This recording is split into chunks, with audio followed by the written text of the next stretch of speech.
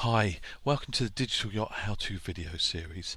In today's video we're going to look at what happens if you have a problem installing one of our USB adapter drivers that are required by all our AIS products that have a USB interface. Now normally with these products, if you insert the CD-ROM that comes with them before you plug in the USB interface, then Windows should automatically scan for the drivers as soon as you plug the USB lead in and install the correct drivers from the CD-ROM. However, sometimes this doesn't work for one reason or another, and particularly we found on Windows XP you can end up with the driver not being installed correctly and our AIS products not giving data correctly to the PC. If this happens, then you need to go to the device manager, which you do by clicking on the start button. Right click on my computer and go properties, then go to the hardware tab, click on device manager.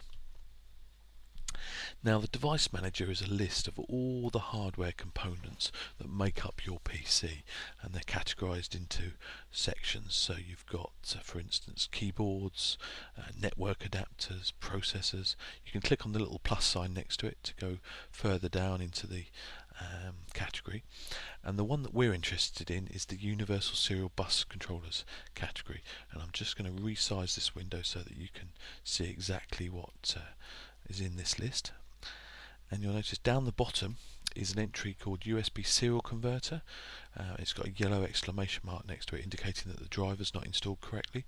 Now depending upon the model of AIS that you have, this may be labelled USB RS232 converter, USB to UART converter, so that it may have different labels, but if you're in any doubt, basically just disconnect the USB lead from the AIS product from your PC, and you'll see that the screen redraws and it's disappeared. So I'm just going to plug it back in again now, and it will reappear, and so that proves that that is our AIS unit, and we need to now install the correct driver for that. So let's double click on it, and then we go to driver, then we go to update driver. Now the first thing Windows asks you is, do you want to go online to check for the driver? Well, we don't, because we've got the CD-ROM.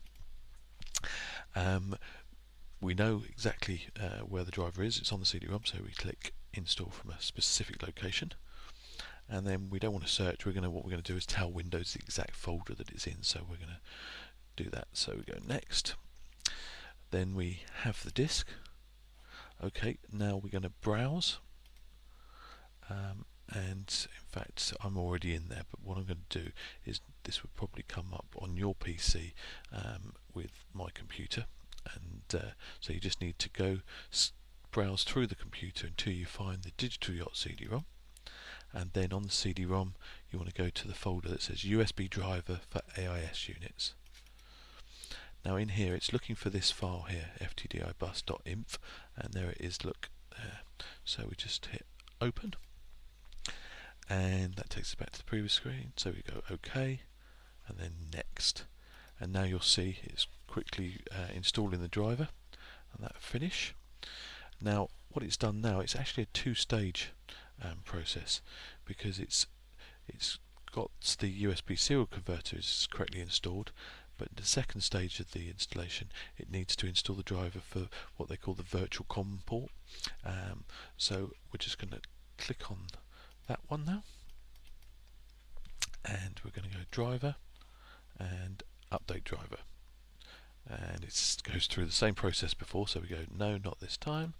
We go install from a specific location, and don't search, I'll install the driver myself, and have disk, browse.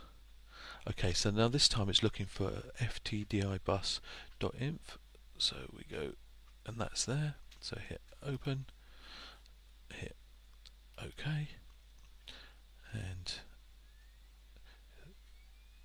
then next, and there we go, it's finishing off the installation. So now it's installed that,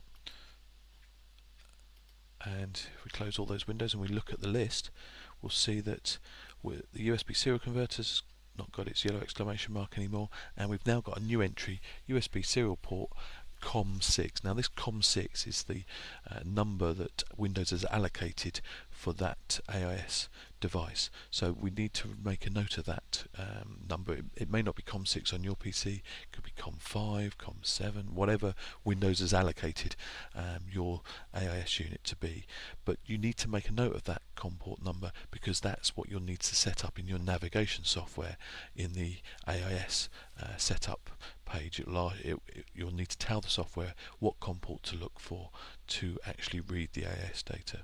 So that's that. Set that up in your navigation software, and you'll suddenly find that you've got AIS data coming in to your navigation software. Well, I hope you found the video useful, and I'll say goodbye.